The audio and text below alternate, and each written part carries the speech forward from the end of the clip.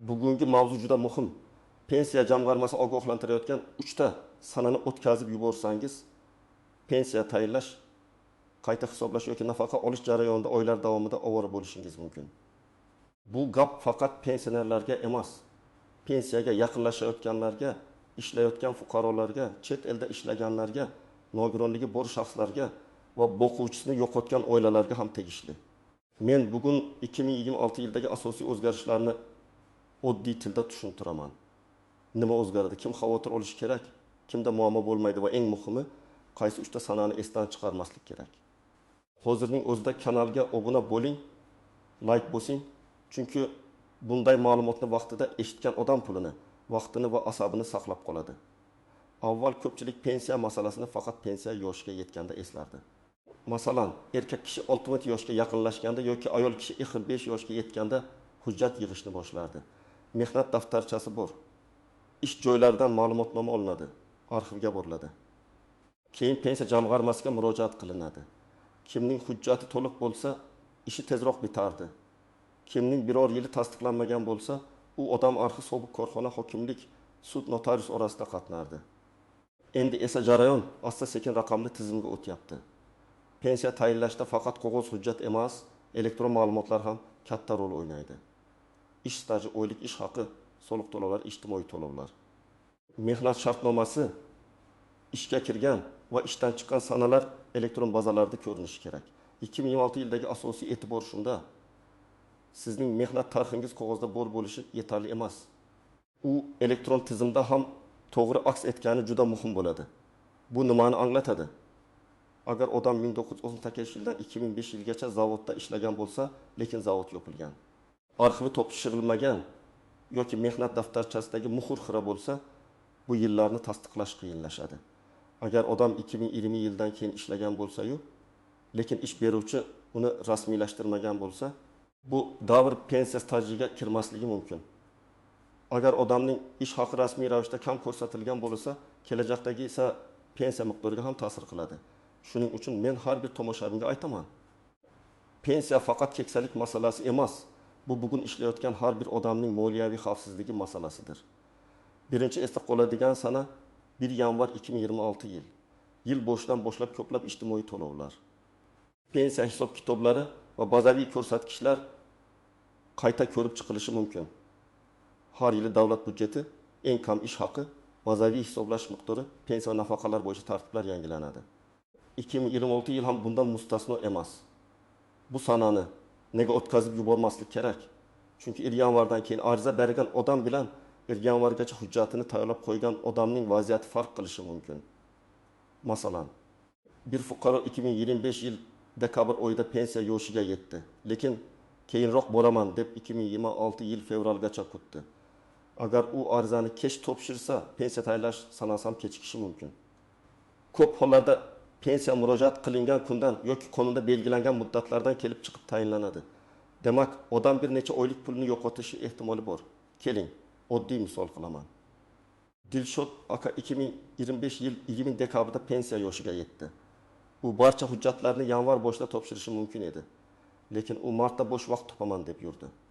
Mart oyida borsa, tizimda uning 3 yil ish staji noto'g'ri ko'rsatilgani chiqdi. Arxivga so'rov ketdi, javob aprel oxirida keldi. Natijada pensiya tayinlash jarayoni cho'zildi. Agar Dilshod aka 2025 yil dekabrdayoq ma'lumotlarni tekshirtirganida 2026 yil boshida ortiqcha yugur qilmasdi. Yana bir misol. Mohira opa 25 yoshga to'ladi. Lekin u 2000 yillarda farzand parvarish ta'tilida bo'lgan davrini stajga kiradimi yoki yo'qmi deb o'ylamagan. Hujjat topshirganda bolaning tug'ilganlik guvohnomasi, ish joyidagi buyruqlar, arxiv ma'lumotlari kerak bo'ldi. U bularni oldindan tayyorlamagani uchun jarayon cho'zildi. Shuning uchun 1 yanvar 2026 yil atrofidagi davrni shunchaki yangi yil bayrami deb emas, hujjatlarni tekshirish va pensiya rejasini aniqlash davri deb ko'rish kerak. Kimlar aynan 1 yanvargacha alohida e'tibor berish kerak? Birinchidan, 2026 yilda pensiya yoshiga yetadiganlar. Ikkinchidan, 2025 yil oxirida pensiya yoshiga yetib hali murojaat qilmaganlar. Uchinchidan, ish stajida uzilish bor deb o'ylaydiganlar. To'rtinchidan, mehnat daftarchasi yo'qolgan, shikastlangan yoki muhrlari noaniq bo'lganlar. Beshinchidan, chet elda ishlagan yoki norasmiy ishlagan davrlari ko'p bo'lganlar. Bunday odamlar yil boshini kutmasdan hozirdan o'z ma'lumotlarini tekshirtirishi kerak. Ikkinchi muhim sana 1 mart 2026 yil. Men bu sanani elektron ma'lumotlarni tekshirish uchun shartli nazorat nuqtasi sifatida ko'rishni tavsiya qilaman. Nega aynan mart? Chunki yil boshidagi yangilanishlardan keyin ko'p tashkilotlarda ma'lumotlar, hisobotlar, soliq va bandlik bilan bog'liq bazalar tartibga solinadi. Fuqaro uchun esa mart oyigacha o'zining mehnat staji, ish joylari va rasmiy daromadlari to'g'ri aks etayotganini tekshirib olish juda oqilona harakat bo'ladi. Bugun ko'pchilik shunday xato qiladi. Men rasmiy ishlayapman, demak hammasi joyida deb o'ylaydi. Lekin amalda ish beruvchi sizni yarim stavkada rasmiylashtirgan bo'lishi mumkin.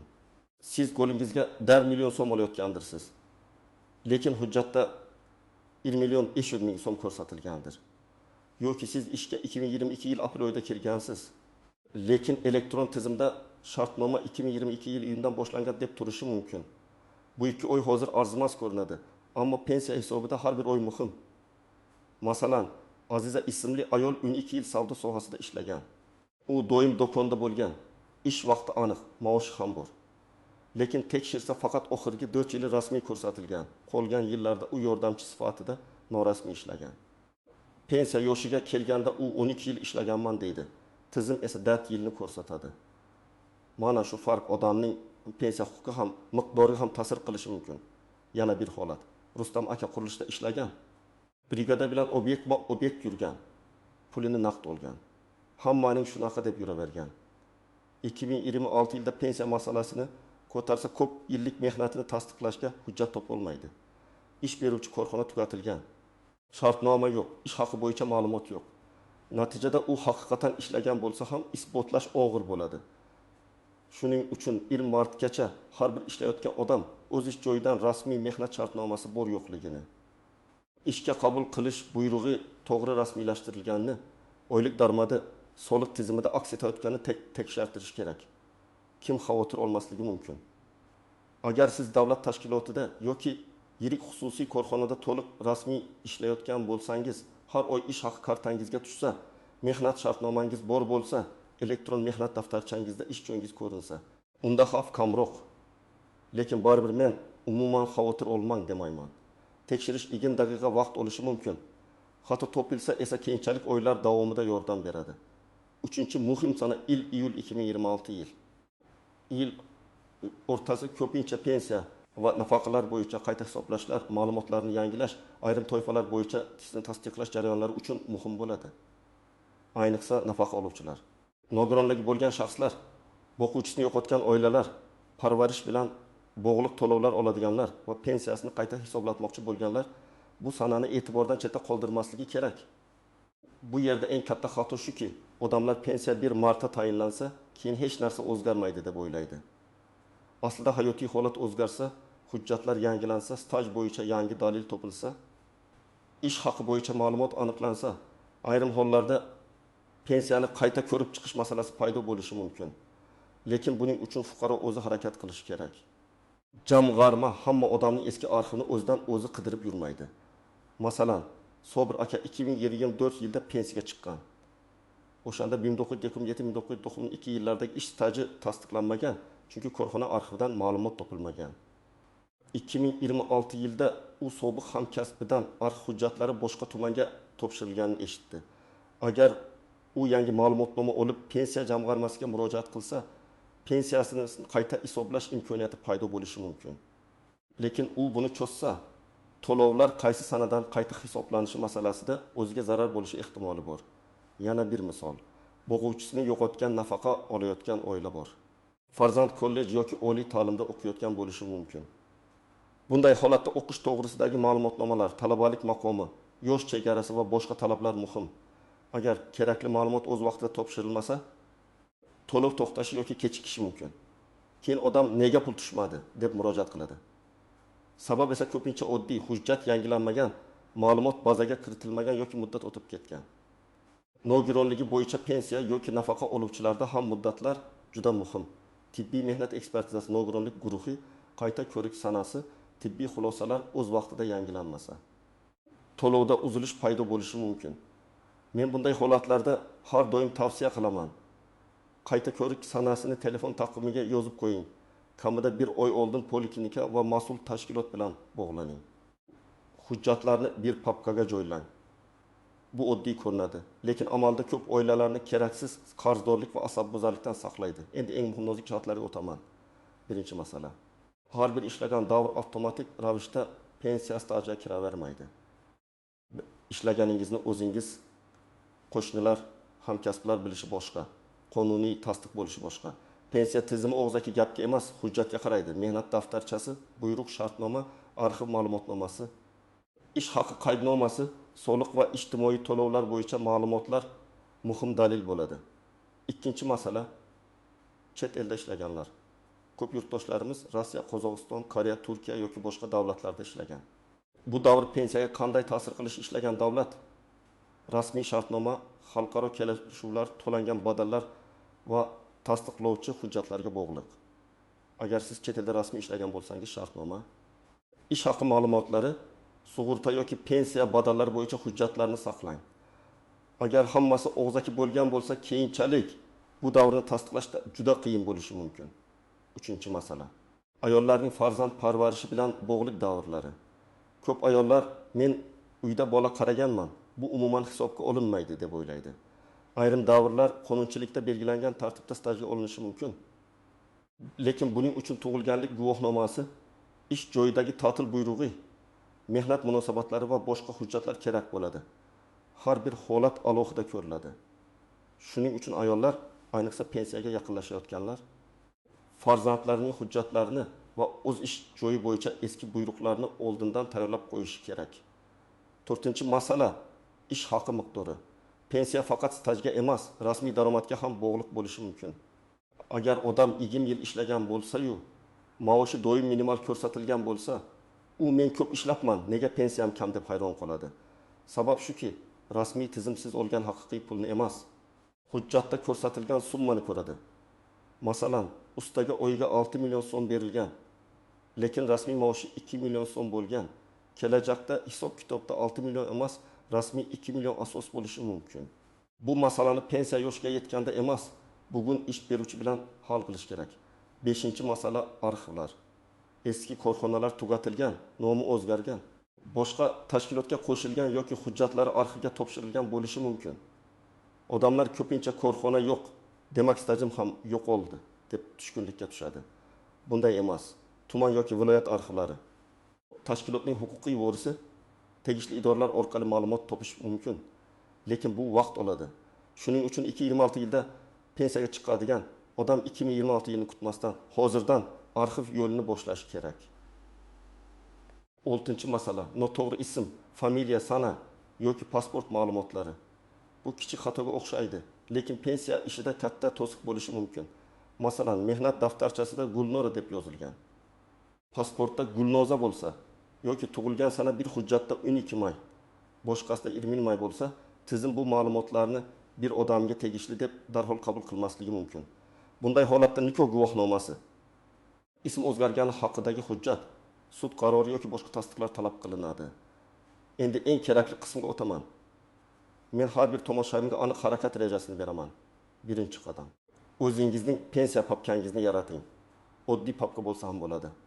Unga pasport nusxasi, JSSR ma'lumoti, mehnat daftarchasi nusxasi, diplom, harbiy xizmat hujjati, nikoh yoki ajralish guvohnomasi, farzandlarning tug'ilganlik guvohnomalari, ish joylaridan ma'lumotnomalar, arxiv javoblari va boshqa muhim hujjatlarni joylang.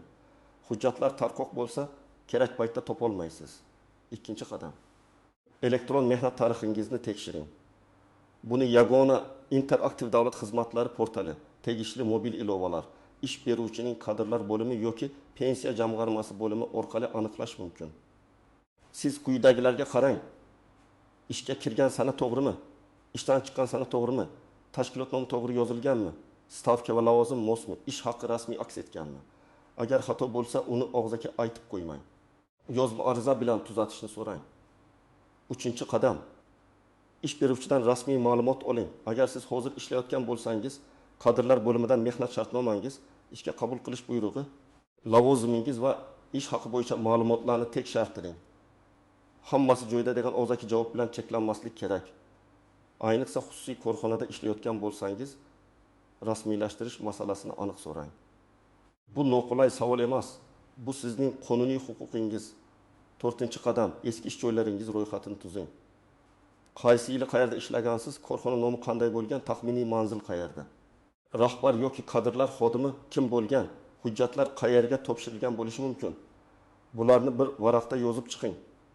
Agar arxivga murojaat qilish kerak bo'lsa, aynan shu ma'lumotlar kerak bo'ladi. Arxivga men bir joyda ishlaganman deb emas, aniq korxona nomi, davr va lavozim bilan murojaat qilinadi. 5-qadam pensiya jamg'armasiga oldindan maslahatga boring. Pensiya yoshiga yetgan kuni emas, kamida 6 oy oldin boring. Mutaxassisga mening stajimda muammo bormi, qaysi hujjatlar yetishmayapti, qaysi davri tasdiqlanmagan deb so'rang. Agar siz 2026 yilda pensiyaga chiqmoqchi bo'lsangiz, buni hozirdan boshlash kerak. Chunki arxiv javobi ba'zan bir necha hafta, ba'zan bir necha oy vaqt oladi. 6-qadam ariza va murojaatlarni yozma qiling. Telefon orqali so'rash, tanishga aytish, og'zaki kelishish pensiya masalasida yetarli emas. Gar xato bo'lsa, yozma ariza bering. Arizada familiya, ism, otasining ismi, yer, manzil, telefon raqami, muammo mazmuni va so'ralayotgan harakat aniq yozilsin. Masalan, 2020 yil yanvardan 2022 yil avgustgacha bo'lgan ish davrim elektron tizimda aks etmagan. Ushbu davrni tasdiqlovchi hujjatlar asosida ma'lumotlarni tuzatib berishingizni so'rayman. Arizaga hujjat nusxalarini ilova qiling va qabul qilinganini tasdiqlovchi belgi yoki ro'yxat raqamini oling. 7-qadam sanalarni taqvimga belgilang. 1 yanvar 2026 yil, 20 mart 2026 yil va iyul 2026 yilni telefoningizga eslatma qilib qo'ying.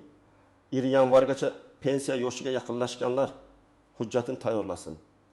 20 martgacha ishlayotganlar elektron mehnat tarixini tekshirsin. 1 iyulgacha nafaqa, nogironlik, boquvchisini yo'qotganlik, qayta hisoblash va arxiv masalalarini ko'rib chiqsin. Bu 3 sana sizga tartib beradi va ishni oxirgi kunga qoldirmaslikka yordam beradi. Men yana bir bor alohida guruhlarni sanab o'taman. Pensiyaga 2 yil qolganlar juda ehtiyot bo'lishi kerak. Chunki xatoni tuzatishga hali vaqt bor. Lekin bu vaqtni bo'y bersangiz, keyin jarayon qiyinlashadi. Norasmiy ishlayotganlar ham ehtiyot bo'lishi kerak. Bugun qo'lingizga ko'proq naqd pul olayotgandek tuyulishi mumkin. Lekin ertaga pensiya hisobida bu yillar ko'rinmasligi mumkin. Chet elda ishlaganlar hujjatni albatta saqlashi kerak. Shartnoma, ruxsatnoma, ish haqi, sug'urta badallari, ish beruvchi ma'lumotlari, tarjima qilingan va tasdiqlangan hujjatlar kerak bo'lishi mumkin. Ayollar farzand parvarishi davrlarini, familiya o'zgargan holatlarni va eski ish joylarini alohida tekshirish kerak. Nogironligi bor shaxslar qayta ko'rik sanasini o'tkazib yubormasligi kerak. Bo'g'uvchisini yo'qotgan oilalar esa farzandning o'qish holati, yosh chegarasi va ma'lumotnomalarni vaqtida yangilash kerak. Kimlar kamroq xavotir olsa bo'ladi? Rasmiy ishlagan, barcha ish joylari elektron tizimda to'g'ri ko'rinayotgan, hujjatlari to'liq, pasport ma'lumotlari mos, ish haqi rasmiy ko'rsatilgan fuqarolarda xavf kamroq. Lekin bunday odam ham kamida bir marta tekshirishi shart.